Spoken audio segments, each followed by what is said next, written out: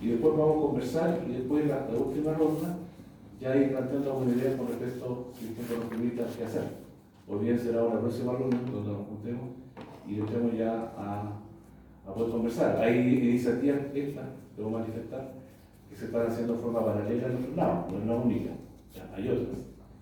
Lo importante es cómo vamos a generar los puentes para que lo podamos concluir. Conmigo, como comentaron algunos compañeros, me plantearon que, bueno, que por qué no hacíamos una suerte como de Congreso de la Unidad, como decir, una cosa a la izquierda que hoy día está dispersa.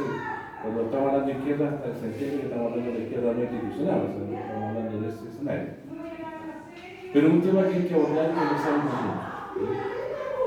Entonces te dejo para esta primera parte, Juan Carlos. Ok. Bueno, gracias Juan por la introducción y buenas tardes a todos y a todas. Y celebro la oportunidad también de poder encontrarnos nuevamente en este tipo de conversatorio analítico de lo acontecer electoral fundamentalmente y del proceso político que se está llevando a cabo en la sociedad chilena. Yo quisiera hacer una reflexión relativamente corta, voy a tratar de hacerla en 45 minutos, donde quiero tocar 3 temas fundamentales que tienen que ver con la pasada elección del 7 de mayo, la elección de consejeros constitucionales.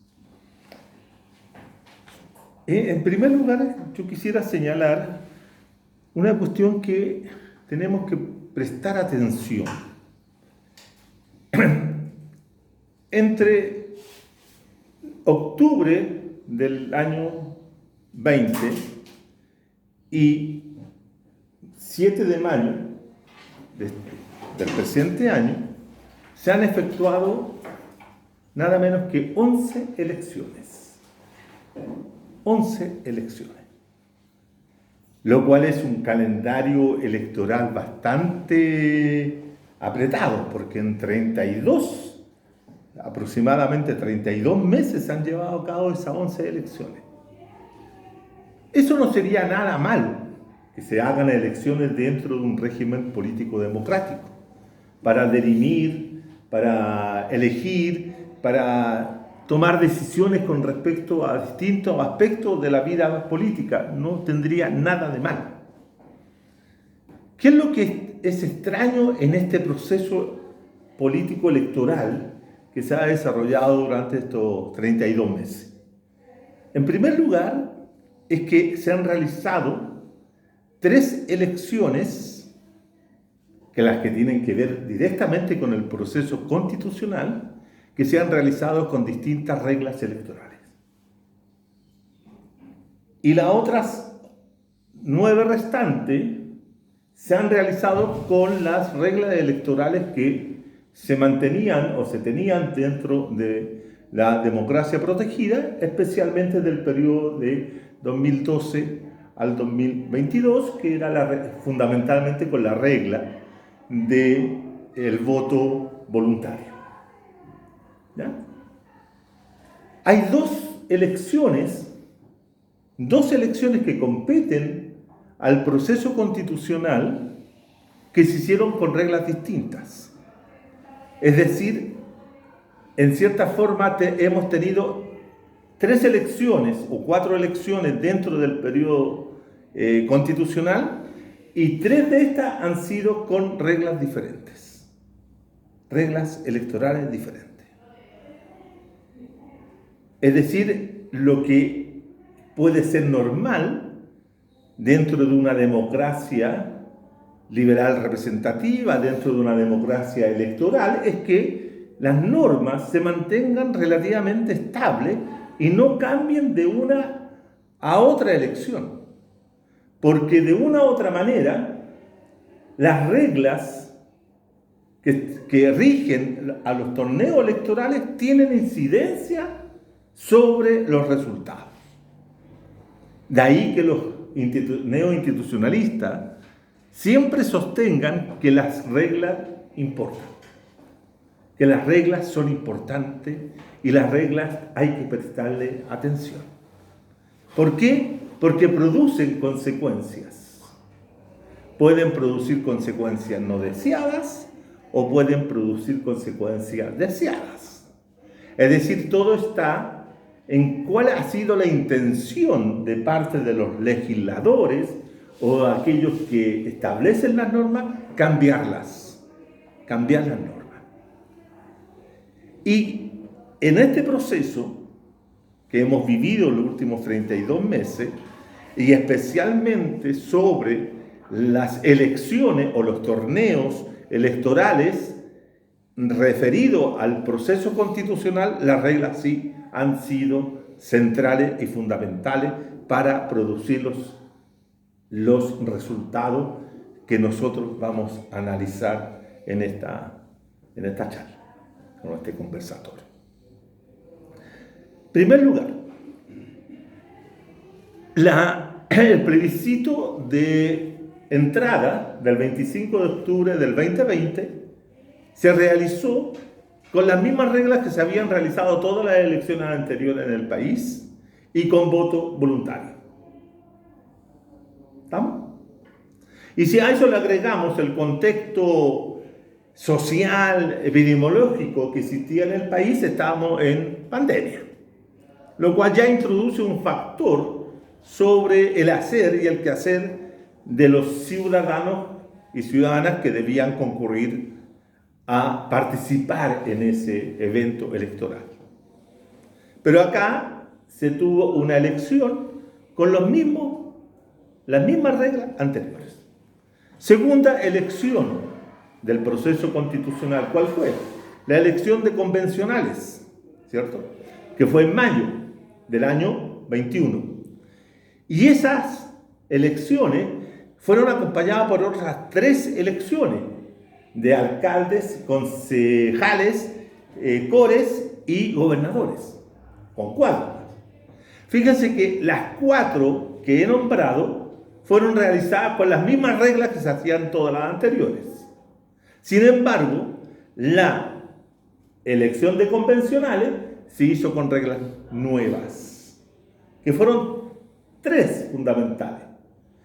La regla que estableció la paridad, entre la paridad de entrada y salida de hombres y mujeres, la regla que estableció la representación de los escaños reservados para los pueblos originarios y la regla que modificó los umbrales y requisitos de entrada para las listas de independientes. 3 reglas que no se habían aplicado nunca antes. Era la primera vez que en esa elección se aplicó esas 3 reglas, pero no se aplicaron para las otras elecciones, solamente exclusivamente para esa elección de convencionales. Luego sabíamos que venía el plebiscito de salida, y en el plebiscito de salida que es lo que se estableció una nueva regla. ¿Y cuál fue? Que en esta elección, y se señaló que era exclusivamente en esa elección, sería el voto obligatorio. ¿Captan? Sin embargo, el mismo resultado producido en esa ocasión llevó a los legisladores a cambiar la regla, pero no solamente cambiar la regla para la próxima elección que venía, sino para todas las demás, que es volver al voto obligatorio. Pasamos del voto voluntario al voto obligatorio. Ese tipo de situaciones generan consecuencias.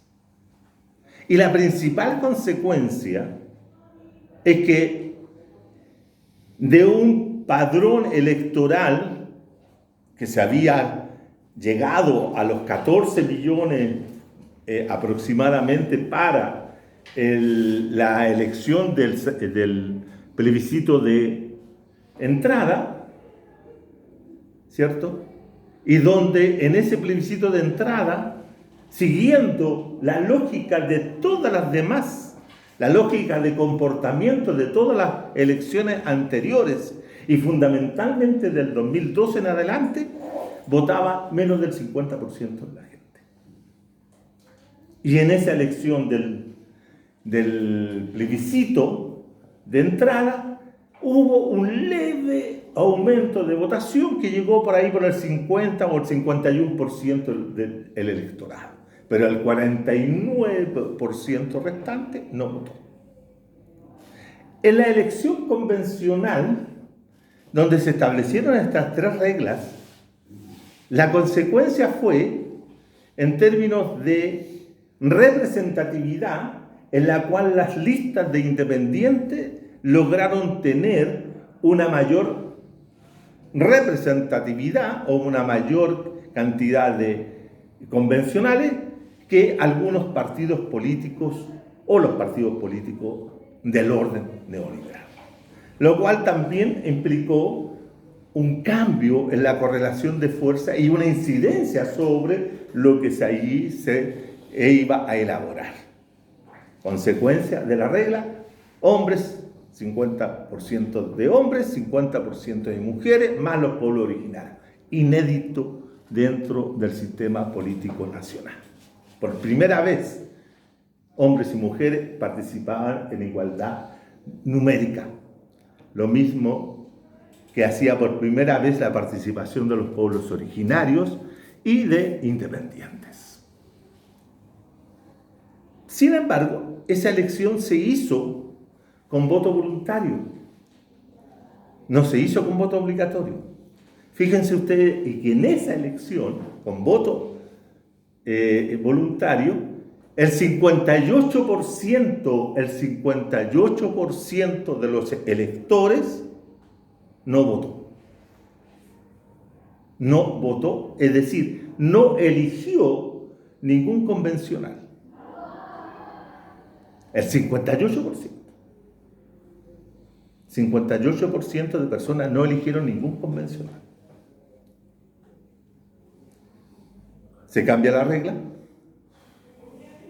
y de la noche a la mañana tenemos que de más o menos 48, 49, 50% de electores, saltamos nada menos que a 15 millones de electores. Esos son los 15 millones que estaban convocados a votar en el plebiscito de salida. ¿Y qué sucede en el plebiscito de salida? Va a votar un alto número de personas. El 85% vota en el plebiscito de salida,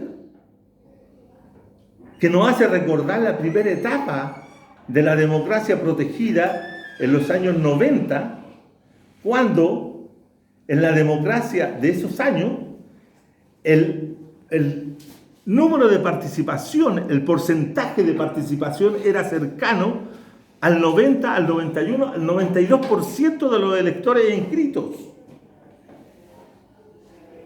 La democracia post-autoritaria entre el año 90, 89-90 y el año 2012, que se rige por el voto obligatorio de los que están inscritos, fue una democracia de alta participación.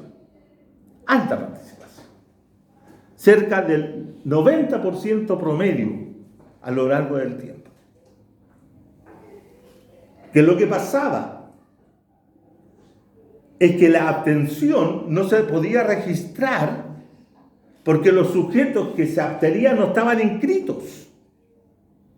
Por lo tanto, teníamos una no concurrencia de gente que no se inscribía en los registros electorales entre el año 90 y el año 2012. Pero haciendo inferencias aritméticas, estadísticas, si ustedes quieren, se podía perfectamente saber quién eran las personas que tenían derecho a voto, porque eran mayores de 18 años, y cuántos de esos mayores de 18 años no se inscribían. Y por lo tanto se tenía claro que hacia 1900, hasta el 2012, el 50% de los que tenían derecho a voto no estaban inscritos. 50%. Lo que es altísimo. Altísimo. Pero eso no se reflejaba en las votaciones. No se reflejaba porque la gente que estaba inscrita votaba. y votaba masivamente. Entonces ustedes estarán preguntándose, ¿pero qué pasaba? ¿Votaban nulo? ¿Votaban blanco? Tampoco. El único momento que registró el más alto voto nulo fue en el año 1997, cuando llegó como al 16-17% el voto nulo en esa oportunidad.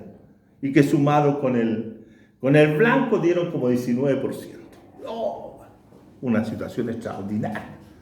Algo pasaba. Pero nunca más se volvió a repetir eso. Después del 97 hasta el 2012, y incluso pasando por el 2012, es decir, cuando se establece el voto voluntario, tampoco el voto nulo alcanzó niveles semejantes a lo que había logrado en el año 97. Y el voto blanco tampoco.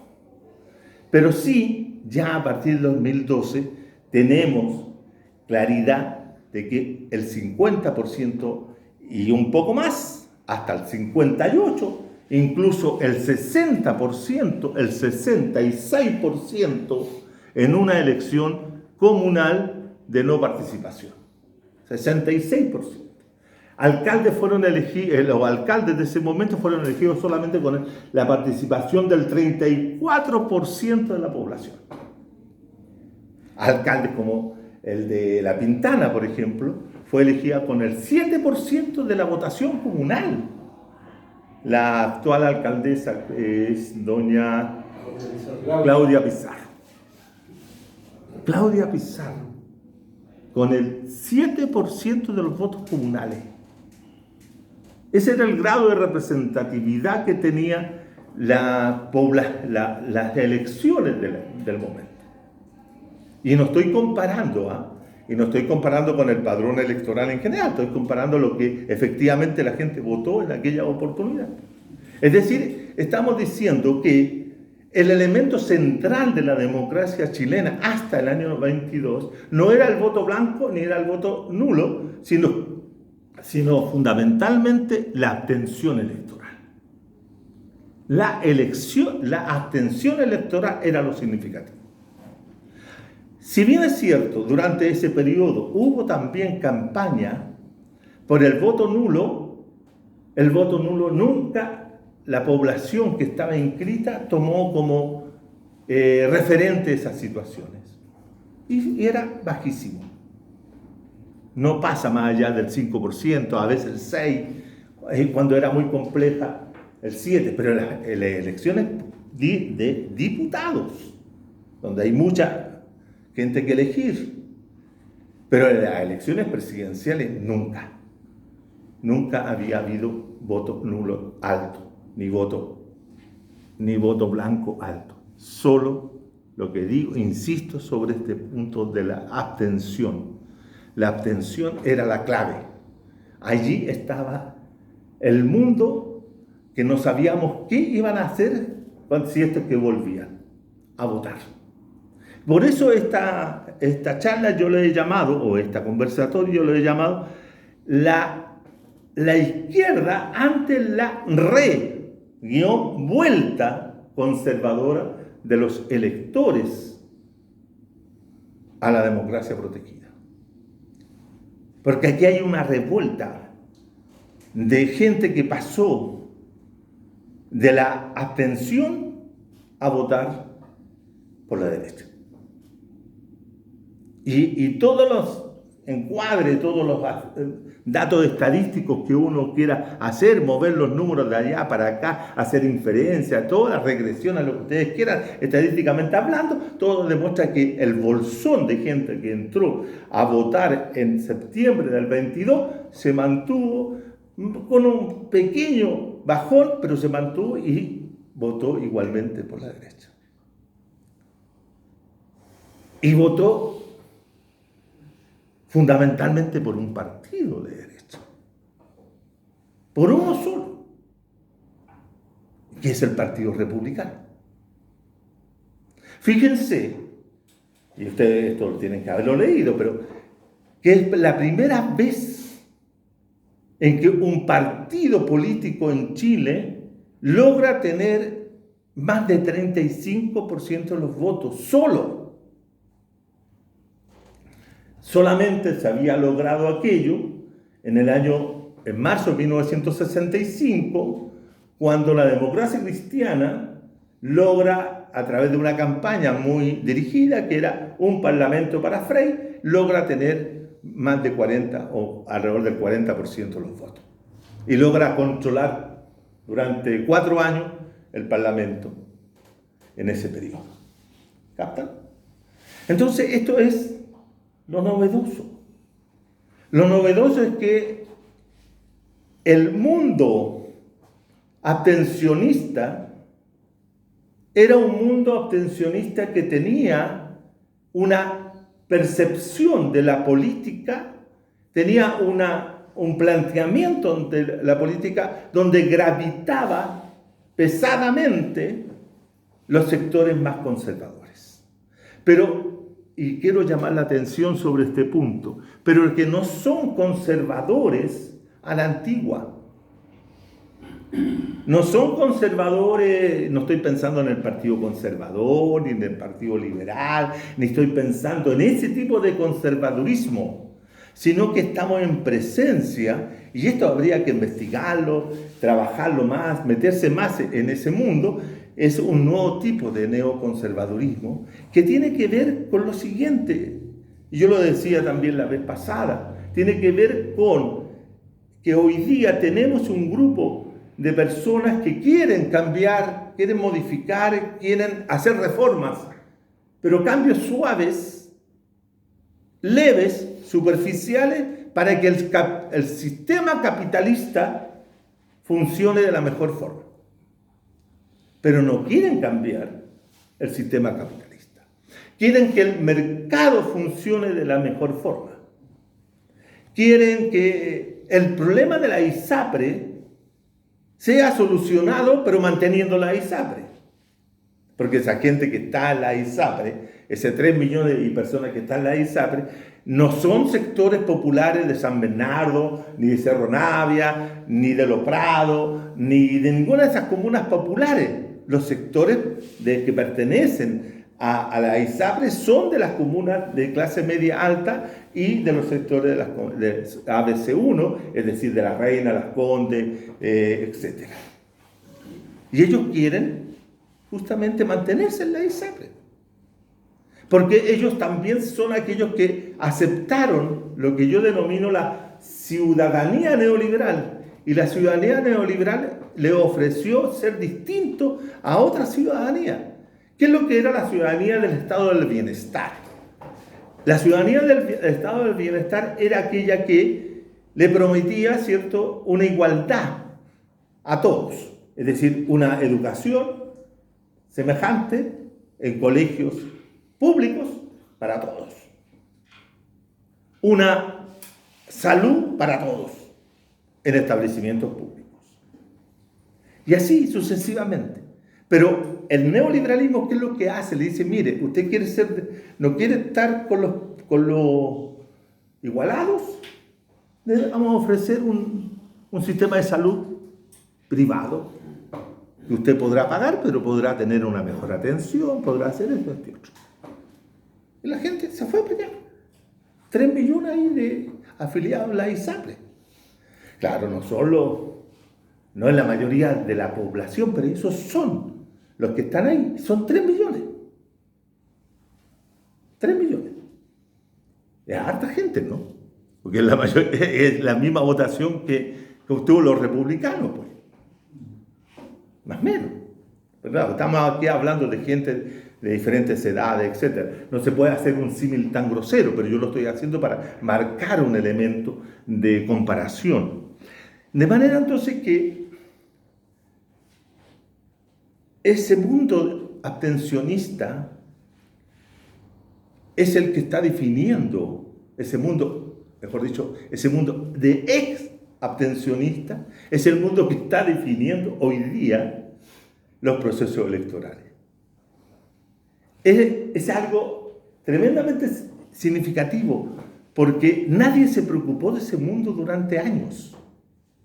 Porque la democracia protegida chilena se bastaba con 7 millones, máximo 8 millones de personas que participaran.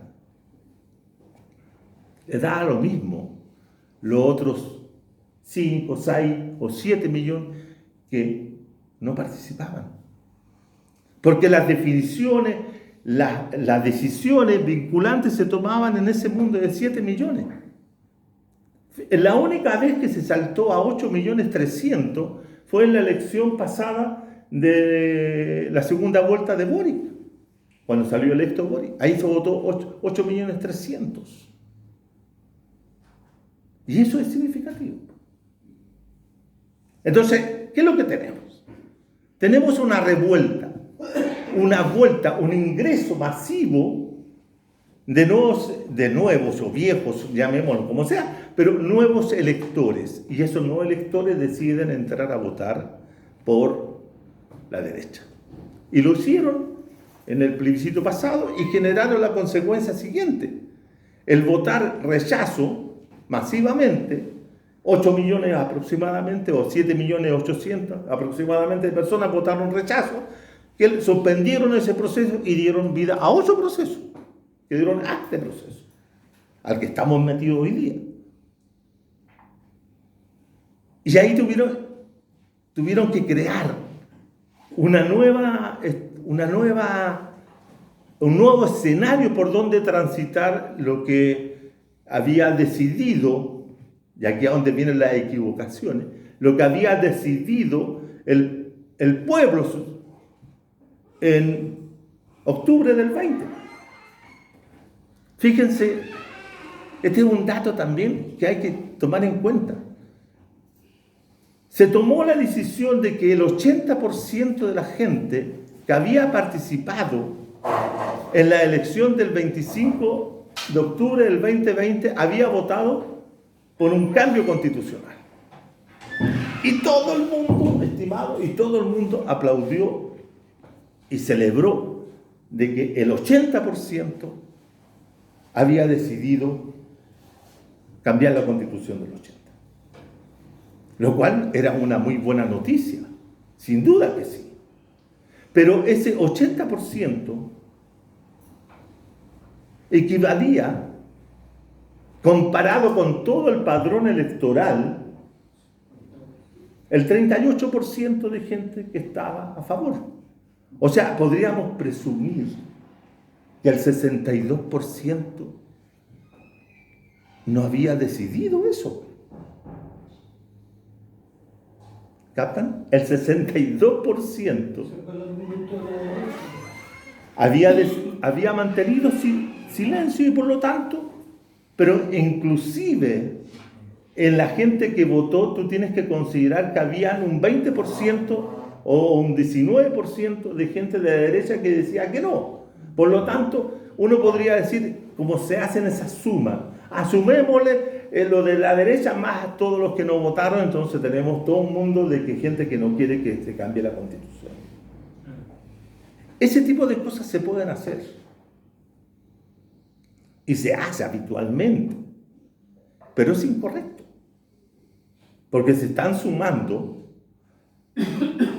decisiones que no se han tomado.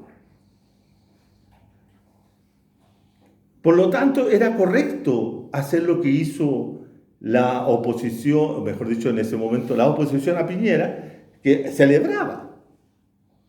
Pero, ¿dónde estuvo el error táctico? No de la izquierda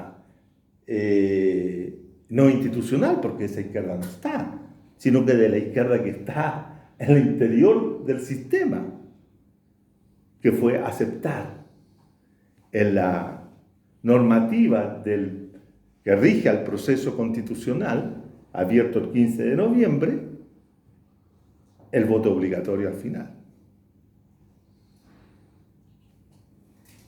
Ese fue un error garrafal. Porque yo no puedo cambiar una regla cuando yo estoy jugando.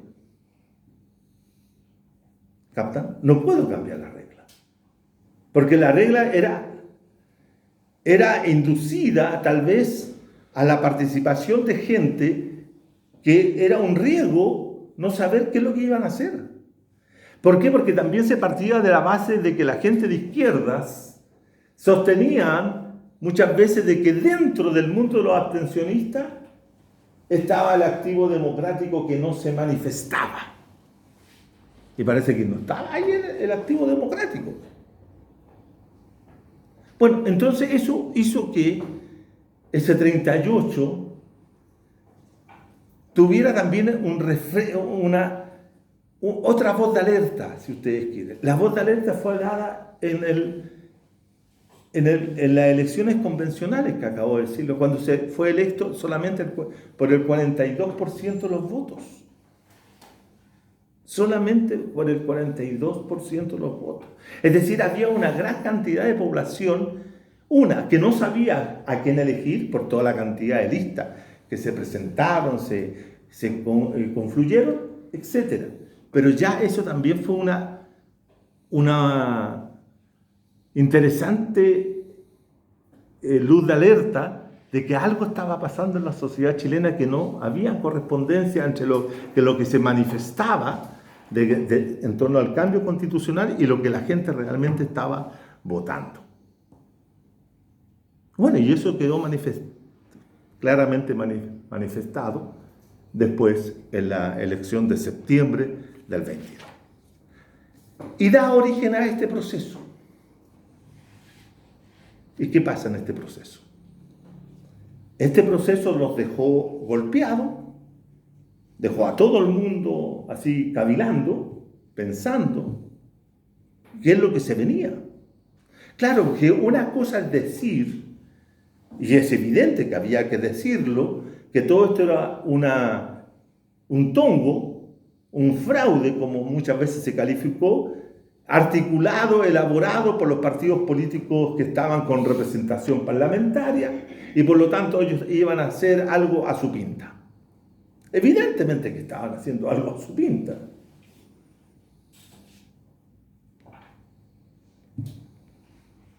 Pero no se leyeron tampoco bien las cifras para poder saber si era necesario hacerlo ya o hacerlo más adelante.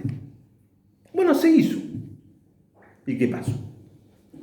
¿Y qué pasó? Que un grupo de gentes de distintas raíces y de identidades distintas levantaron una campaña justa, necesaria, que era el voto nulo. Nulo era la campaña, ¿cierto? Y fue por primera vez se le puso contenido a esa campaña. Esa campaña era un voto de anular, porque este era un fraude, era un prejuicio, etcétera, para la democracia, para la y para lo que ustedes quieran. Pero era correcto. Era correcto llamarlo. Pero el problema que tiene llamar al nulo, y yo lo he dicho muchas veces, es que si el voto nulo no va acompañado por una acción inmediata sobre el sistema político, se pierde, se desvanece en el aire. Eso es lo que puede ocurrir con esta gran votación obtenida por el anulo, porque fue una votación, a diferencia de otros momentos en que la gente anula porque no sabe o porque no quiere, porque X cosa, que no pasaba, como les decía, del 3 o 4% en algunas elecciones, a un voto consciente de anular. ¿Captan? Aquí había una decisión de anular en forma consciente. No queremos este sistema, no queremos este proceso, no oponemos a esto es contenido, un voto con contenido político. Y se hizo, 2.100.000 personas, que es cercano al 19% de la gente que concurrió a votar. Y más aún, el voto inocente, que yo le llamo, el voto blanco. El voto blanco es el voto de la gente que es indecisa, la gente que no tiene, o los ciudadanos que no tienen una claridad y que no están votando en contra, y prefieren dejar el voto blanco, porque no quieren marcar una preferencia, no quieren dirigir nada, quieren ser ausentes. El voto blanco es un voto ausente, aunque está registrado. Pero nadie puede sostener que con ese voto blanco podemos contar con ellos para hacer algo en el día de mañana. Difícil. Es muy difícil. Habría que ver en qué sectores se dio ese voto blanco. Mayoritariamente, en qué tramo de edad. Los adultos mayores tienden a votar en blanco con más fuerza que otros grupos etarios, por razones X o Z, desconocimiento, etc. Pero hay algo que el voto blanco no da la misma confianza que dio el voto nulo en esta oportunidad, porque el voto nulo era con contenido. Detrás de eso había gente que se había planteado el votar nulo como protesta, como bronca, como rabia, como molestia en torno a una situación específica. ¿Estamos? Entonces, en ese sentido, el voto nulo es una esperanza para la izquierda. Es una esperanza para la izquierda. Que podría crecer el día de mañana bajo la idea de que se logró fijar una posición. Hoy día marcamos una posición. El voto nulo dice, este es un fraude y no queremos participar en este fraude. Bien. Y este no termina en este momento, sino que el voto nulo tiene que seguir trabajando para manifestarse el 17 de diciembre próximo, en que se tiene que rechazar la Constitución que los consejeros convencionales redacten. Porque sería tremendamente absurdo de que se llegue al 17 y que el voto nulo desaparezca porque vota apruebo o vota pequeñamente rechazo. Es decir, el rechazo en esta oportunidad ya tiene 2.100.000 personas. Esa es la base que tiene hoy día el rechazo. Claro, estimado, que al otro lado está la derecha con nada menos que cerca de 5.532.165 personas. 5 millones. Esa es la base que tiene la derecha, que es la suma, el agregado de los votos del Partido Republicano y el Chile Vamos, más esa cantidad de derechistas populistas de nuestro amigo del Partido de la Gente. Ese es más o menos. Pero quítenle los 500, ustedes le sacan los 500.000 y tantos votos del Partido de la Gente y ¿cuánto quedan? 5 millones. 5 millones. Esa es la cantidad, esa es la base que tiene hoy día la derecha para enfrentar ese engendro de constitución que van a sacar. ¿Por qué? Porque puede producirse el siguiente hecho, de que la gente que esté hoy día participando en la convención, los consejeros convencionales, que son los del partido de gobierno, también apoyen esa constitución. Y ahí sí estamos perdidos. Porque ellos se van a sentir también partícipes del hacer de esa constitución. Y van a llamar a aprobarla, obvio. A favor. A favor, claro. Y los otros en contra. Sí, bueno, a favor y en contra, sí, para no confundirnos con las nomenclaturas. Entonces van a votar a favor. Salvo que se produzca una división interna al interior de ese conglomerado y decida, ¿cierto?, votar en contra. Y eso significa que se tendrían como 3.700.000 personas que podrían salir de ese momento o quebrarse, 1.200.000, 3 millones, qué sé yo. Pero ¿qué es lo que pasa? Que hoy día estos 2.100.000 personas que podemos lograr sumar otro, dependemos de lo que haga la izquierda oficial. ¿Qué llama la izquierda oficial? Bueno, pero no quiero entrar en la disquisición de hoy día de discutir si son izquierda, pero mira, yo no es que vaya a discutir eso. Es una cuestión semántica. El oficialismo de izquierda, porque así también lo identifica la derecha para poder tener claro. Nosotros somos la izquierda anticapitalista y ellos son la izquierda neoliberal. ¿Vamos? Ese es el punto. Pero yo no voy a entrar en esa disquisición porque esa es una disquisición que nos lleva a un mundo de Vilsipar, por último. Pero lo que quiero llamar la atención es esto. Porque para poder sumar a los 2.100.000, ¿de dónde? Si no hay más. Ahora mucha gente suma, y aquí hay una equivocación horrible, que es sumar a los abstencionistas. Y eso no es correcto metodológica y ni teóricamente. Para algo existe la ciencia, que puede ordenar las discusiones del saber popular. Que yo no digo que el saber popular no sea importante, pero para ciertas cosas hay que ser un poco riguroso. ¿Por qué digo que no se puede sumar el abstencionismo al voto nulo o al voto blanco? Porque la gente que se abstuvo no eligió nada. No le interesa un proceso.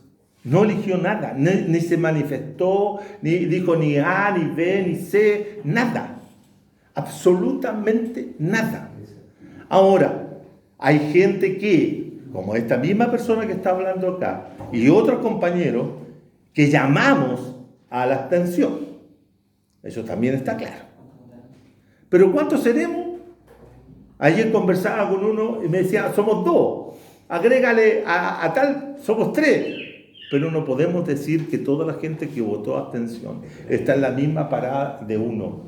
No podemos insistir que esa gente. Por lo tanto, y además hay un dato técnico que hay que tomar en consideración. En todos los eventos electorales hay una abstención técnica que se produce por ABC motivo.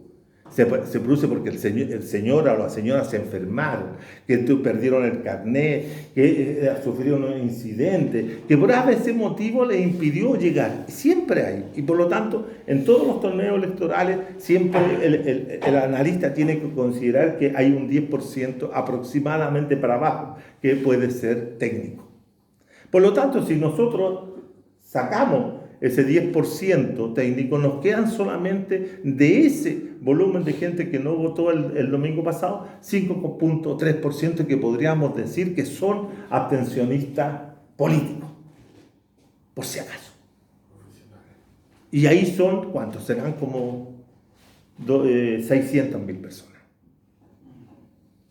Y de esas 600.000 personas, diga ya, bueno, hay 300.000 que pueden ser para el lado nuestro. Ya, pero no llegamos más allá de otro volumen. Entonces, por esa misma razón, el hecho de que este grupo de personas haya votado nulo y que se haya considerado y se haya hablado de ese porcentaje hoy día es porque tomaron una decisión. Y esa decisión los compromete para adelante. Es decir, no podrían dejar de votar la próxima elección. No podrían abandonar la situación. El tema central es que las consecuencias de esta elección no se reflejan solamente en los números que hemos nombrado, sino que también en una recomposición del sistema de partidos. Si la tendencia en las próximas elecciones municipales se mantiene con este partido ganando de esa forma, con el 35 o más de los votos ciudadanos, vamos a tener un sistema de partido dominante, con un partido dominante y orbitado por partidos chiquitos a lo largo y ancho del sistema. Un sistema multipartidista con un partido dominante. ¿Captan? Porque fíjense un dato, ningún partido, ni de derecha, ni de centro, ni izquierda, logró superar el 10% de los votos. Ninguno. El PSC logró un 8%, el 8%, la UDI el 9%, y de ahí para abajo, pues, de ahí para abajo. Los humanistas sacaron 0,06%. Ni siquiera alcanzaron el 1% los humanistas. O sea, la acción humanista. Es decir, estamos en presencia de un conjunto de partidos chiquitos frente a un gigante. Tenemos un nuevo PRI. Es que podríamos llegar a constituirnos en un nuevo PRI, salvo que el partido republicano no ha llegado al poder todavía. Ese es el punto. ¿Y qué es lo que puede proyectarse? Se puede proyectar que para poder constituirse en un PRI, un partido revolucionario institucionalizado como el de México, tendría que comenzar a tener una construcción, porque lo primero que van a hacer son elecciones municipales, empezar a ganar alcaldías y gobernaturas. Y de ahí, para ir preparándose para llegar al poder ejecutivo. ¿Captan? Pero hoy día solamente es dominante porque es el partido más votado, más relevante. Ahora, la situación para las izquierdas, ya sea neoliberales o anticapitalistas, es muy dramática, pues. ¿Por qué? Porque la suma total de votos que adquirió la derecha en esta elección es del 62% de los votos. Es decir, el electorado general que prefirió, de los 9 millones de personas que votaron por algo, que no fuera nulo, ¿cierto? Eligieron, el 62% votó por la derecha. Y el 38% se repartió entre los partidos de gobierno y sus aliados, y esta cosa que hoy día está a punto de desaparecer, que es el centro político. Pero esa cosa que está a punto de desaparecer también votó por la derecha. No, espera. Estamos hablando de que el sistema de partidos compuesto por la derecha, con un partido relevante, que es el partido dominante en este caso, el republicano, más 3 partidos chicos, que hoy día son chicos, que es la UDI, Evópoli y Renovación Nacional, más, ¿cierto?, un partido más pequeño que hoy día puede desaparecer francamente, que es el Partido de la Gente. Luego, el centro político, que estaba compuesto por la Democracia Cristiana, el PPD y el Partido Radical, ese es un centro político a lo cual uno tendría que obligadamente, por razones ideológicas, sumarle el Partido Liberal y el Frente Regionalista Verde Social, ¿cierto?, que también podrían constituir, pero no logran llegar a un poquito más del 10%, suman entre todos. Lo cual es un partido, francamente, es un centro que está desvaneciéndose. Se está desvaneciendo el centro político. Lo cual, desde la perspectiva de los sistemas de partido y de la organización, es como volver a un sistema bipartidista engañoso, con 2 grandes alianzas, ¿cierto? La derecha por un lado y la izquierda neoliberal o centro-izquierda, ¿cierto? Por otro lado, pero sin centro. Ese es el punto, sin centro. Es decir, el sueño peregrino que tuvo el domingo pasado en la noche, llegó como a la medianoche, Camilo Escalona, de decir que la recuperación del oficialismo pasaba por ir a saludar y a solicitar el ingreso de la democracia cristiana al sistema, no es viable. Puede ser viable porque pueden conseguir algunos votos al interior del Congreso, porque están pensando, ¿cierto?, en cómo la democracia cristiana puede retener los 50 alcaldías que dispone en el país, o puede recuperar, mantener las 4 gobernaturas que tiene a nivel país. Pero todo eso está muy fable, porque hoy día la democracia cristiana está en franca decadencia. Ya no es el partido que era antes. No está en condiciones de serlo, porque ha perdido vigencia, sus ideas, ha perdido, y sobre todo ha perdido base electoral. La base electoral de la democracia cristiana hay que preguntarse dónde está. Si se fueron con los amarillos, o se fueron con los demócratas, y los amarillos y los demócratas, ¿por quién votaron en esta oportunidad? Por la derecha. Y tal vez fueron a votar votaron por los candidatos del republicanismo, porque o tal vez votaron, y yo haciendo cálculos de algunas regiones, tal vez votaron por Evópoli en Santiago, o por Rabinet, claro, pero Evópoli, independiente Evópoli. ¿Ah? No, iba por Evópoli. Y por lo tanto, Evópoli es el segundo partido más votado en la región metropolitana. Más votado. Y dentro de las comunas más ricas es el primero de la derecha, sacando los republicanos, Evópoli. Entonces hay que tener ahí cómo se está distribuyendo ese voto demócrata cristiano hoy día. ¿Ah? Se está distribuyendo de alguna manera. Ahora, entonces, en ese sentido, la constitución de un partido, de este partido dominante, la gran distribución de la votación de derecha a nivel de las 16 circunscripciones, la derecha ganó todas. No perdió ninguna. Ninguna. Eso es llamativo. Y nuevamente, de ahí donde nos preguntamos, ¿de dónde salió el voto para republicanos? Bueno, el voto de los republicanos salió de todo el mundo abstencionista, no político, es decir, todos aquellos que detestan la política. Y aquí viene un dato, estimado, y esto sí que es tremendamente significativo, sobre la cual las izquierdas, como también los que defienden la democracia, esta democracia como sea, hay que estar atentos. Porque aquí se puede constituir un candidato de la antipolítica, que es Kast. Como los sectores no políticos detestan la política en todas sus manifestaciones, pueden contribuir a constituir a este sujeto que se ponga por encima de todos los partidos, que se ponga por encima de cualquiera. Esta idea en Chile, que es bastante cierta, del hombre fuerte. ¿Ah? Tuvimos hombre fuerte en la década de los 30, cuando la vez pasada hablamos con Carlos Ibáñez del Campo. ¿Se acuerdan?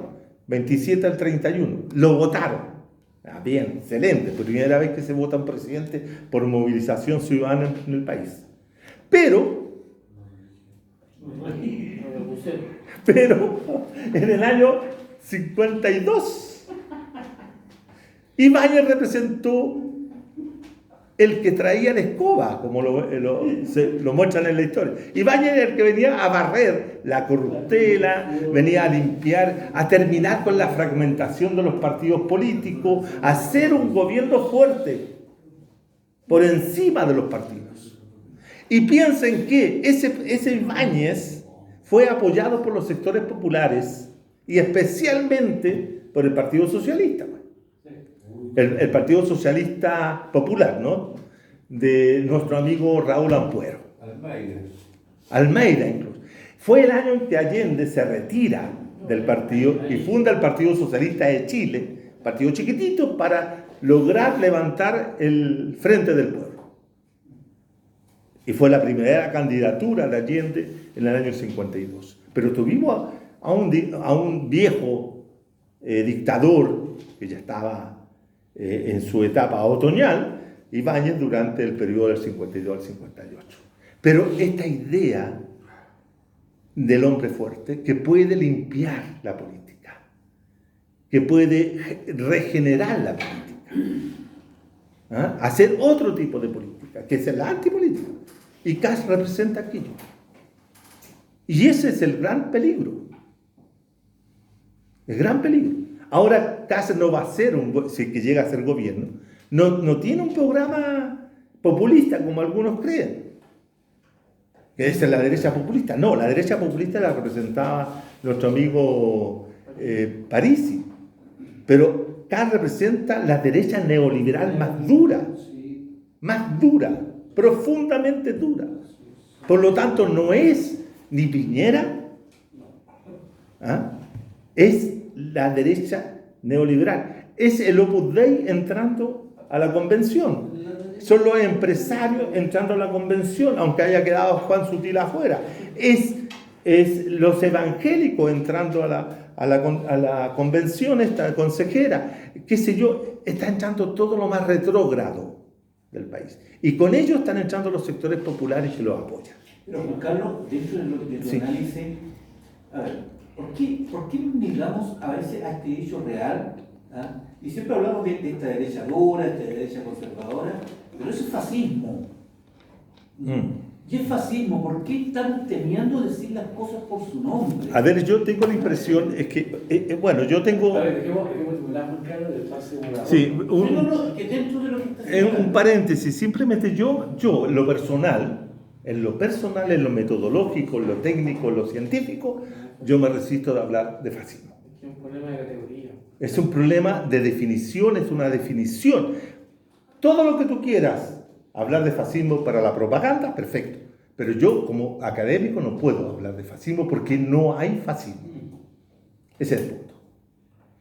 Y, podríamos entrar en una disquisición larga, tediosa, incluso. Pero yo no lo puedo hacer. Discúlpame, pero yo en mi rigurosidad académica no podría hablar de fascismo. ¿Estamos? Simplemente eso, por eso no uso el concepto. Debatible. ¿Ah? Debatible. Por eso no quiero entrar en la discusión. Muy largo, Exactamente. Pero es lo que... El tema central es que si nosotros caracterizamos, voy a decir dos cosas. Si nosotros entramos a caracterizar como fascismo a Kast, es como perder la perspectiva de que el fascismo tiene ciertas características que no están presentes en la sociedad chilena. Ese es un punto. Segundo, el tema es que si yo lo coloco dentro del horizonte neoliberal, hago más entendible al neoliberalismo para la comprensión de que lo que te ha hecho mal durante estos últimos 30 o 40 años es el neoliberalismo, no es el fascismo. ¿Ya?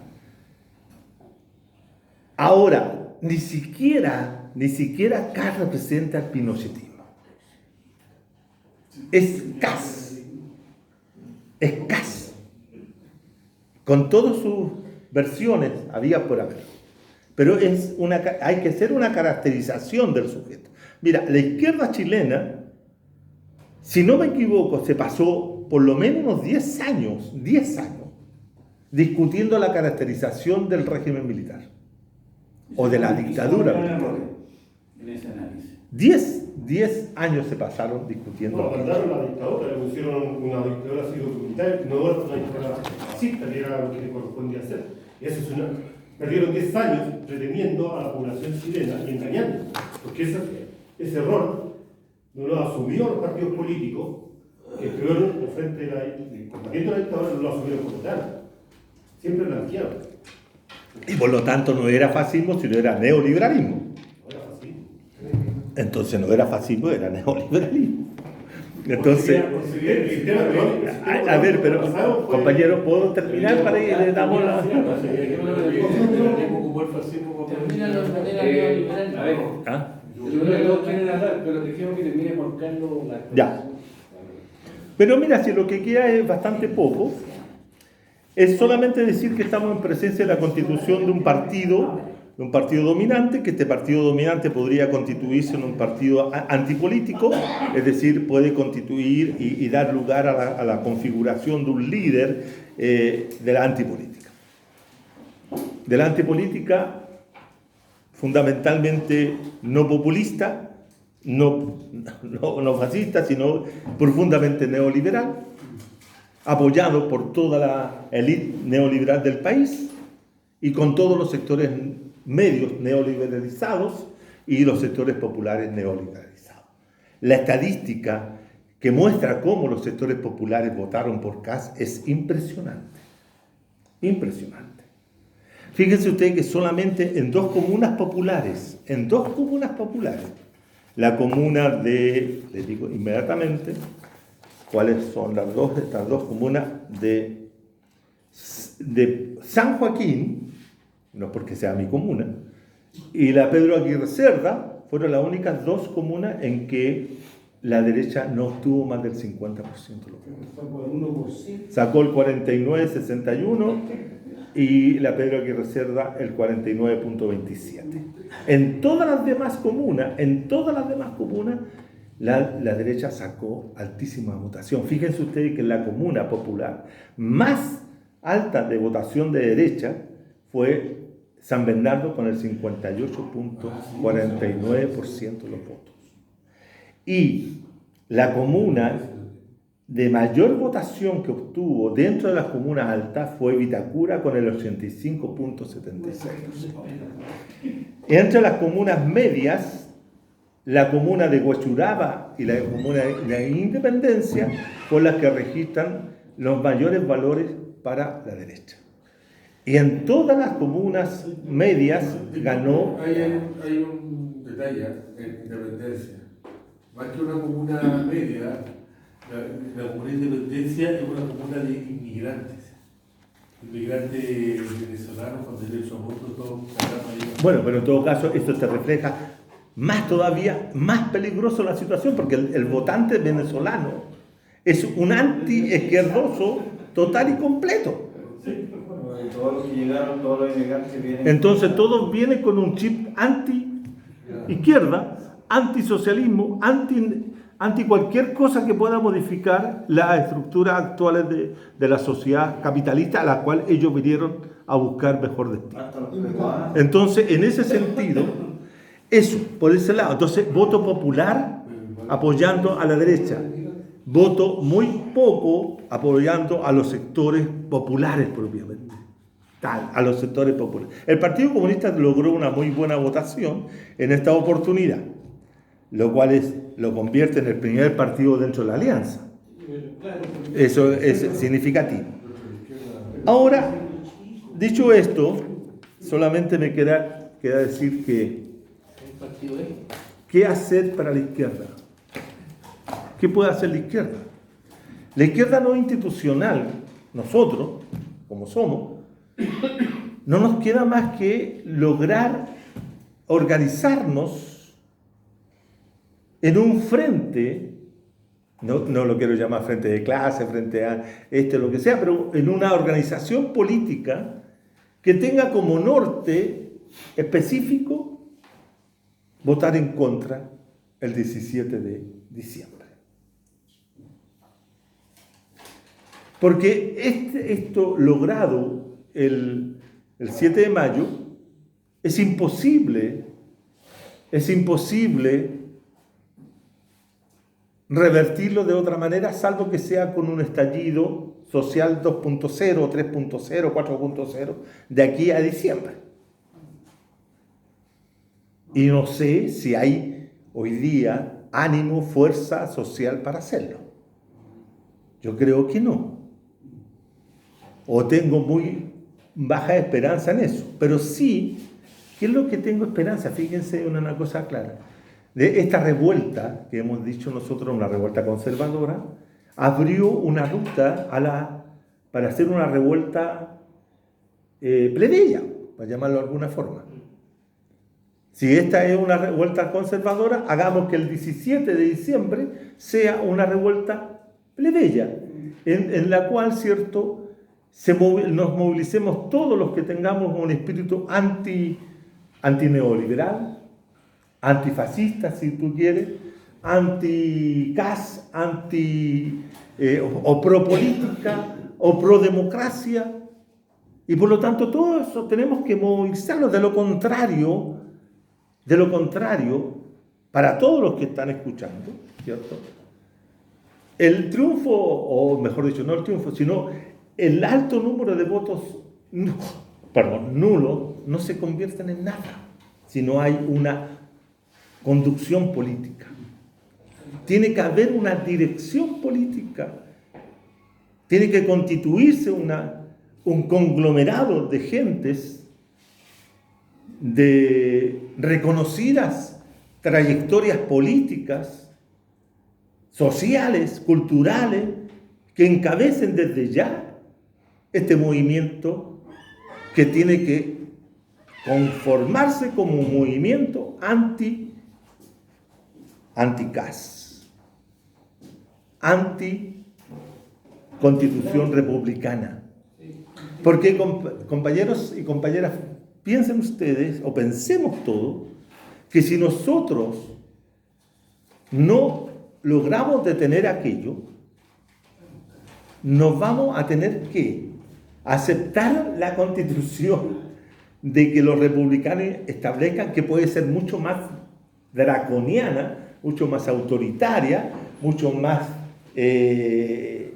antidemocrática que la propia constitución reformada del 80.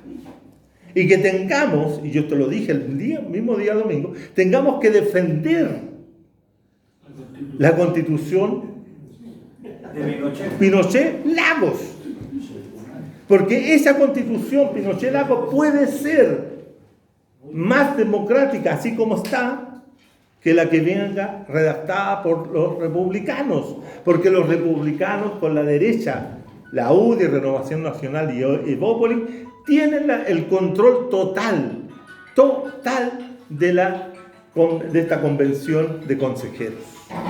Y ya dijeron otra cosa, dijeron algo: ellos no van a respetar los bordes que fueron establecidos por los partidos políticos. Es decir, estos fueron más radicales que la misma izquierda. Eso lo dijo Kaiser. Bueno, lo dijo Kaiser, pero Y después sí, no, está bien, sí. lo dijo Kaiser. Sin embargo, sin embargo, si uno escucha a Rojo Edwards, dijo exactamente lo mismo, pero con otras palabras. No, sí, pero está bien. Sí. entiendo. No, pues si ahí El tema central... Ay, por favor, están desordenados hoy día.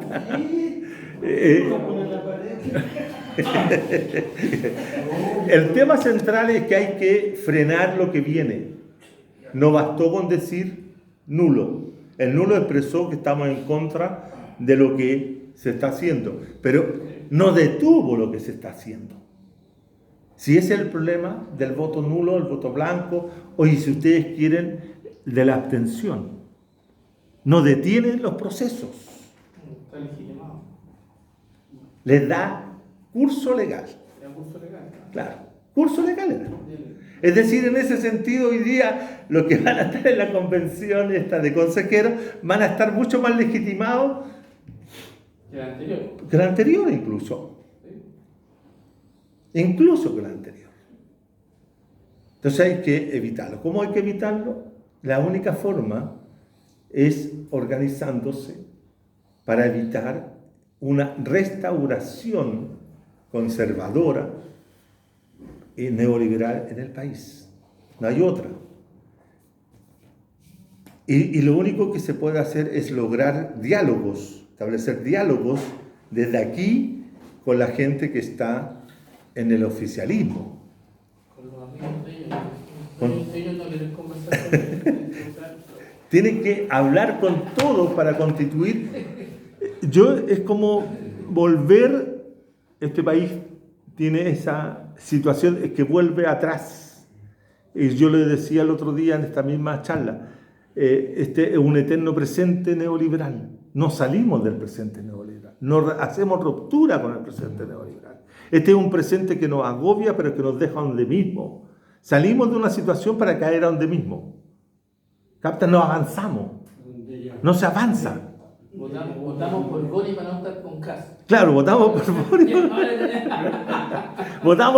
No, yo no voté por Boric. No, te digo, no, Tampoco voté por Kass, pero da lo mismo, para que vean ustedes que la no decisión no implicó nada. Ahora estoy igualmente con Kass en todos lados. Pero lo peor de todo, que esa gente que no quería cambiar la Constitución del 80, que no quería cambiar la Constitución del 80, que no participó abiertamente en el anterior proceso, que tampoco participó en ninguno de los acuerdos que estableció el cronograma ni el rayado de cancha de este proceso constitucional, son los que tienen el sartén por el mango, como se dice. dedicaron a boicotear la primera. Pero sí, el tema central es que ellos son efectivos, tienen rendimientos, efectivos políticamente, logran las cosas que se proponen. ¿Quién? Los republicanos, pues, estimado. Tiene mucho efectivo. Pero mucho efectivo y Ese es efectivos. un gran problema, que Claro. sobra el efectivo. Claro, el tema central es que nosotros no nos podemos quejar porque los otros tengan efectivo.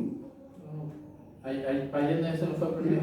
El problema no está ahí. El problema está en cómo nosotros resolvemos nuestra capacidad para poder encontrar el camino adecuado para derrotar a la derecha en todas sus expresiones pronto. O de lo contrario, estimados y estimadas, estaremos bajo la Constitución republicana. De lo contrario, estaremos ahí. Ese es el drama que tiene este país. Vivir un eterno presente si no tenemos futuro dentro del sistema neoliberal y la única forma de tener futuro, como ya lo dije ya, es reventando esta situación. No hay otra. No hay otra forma. Si nosotros rechazamos o votamos en contra el 17 de diciembre, ¿saben con quién nos quedamos? Y vivimos felices con la Constitución de nuestro tío Augusto y de nuestro tío Ricardo. Con ello nos quedamos. Y ahí vamos a tener que pensar cómo hacemos otra cosa. Porque va a haber un agotamiento total. Después del 17 de diciembre, el agotamiento ciudadano frente a la no resolución del tema constitucional va a ser total. Y ahí tenemos que saber cómo astutamente logramos convencer a la gente que vote en contra. Gracias. Perfecto. Bien, pues ahora vamos a hacer una ronda, porque hay que un conversatorio. ¿Ya? Podrán estar de acuerdo o no con lo que tanto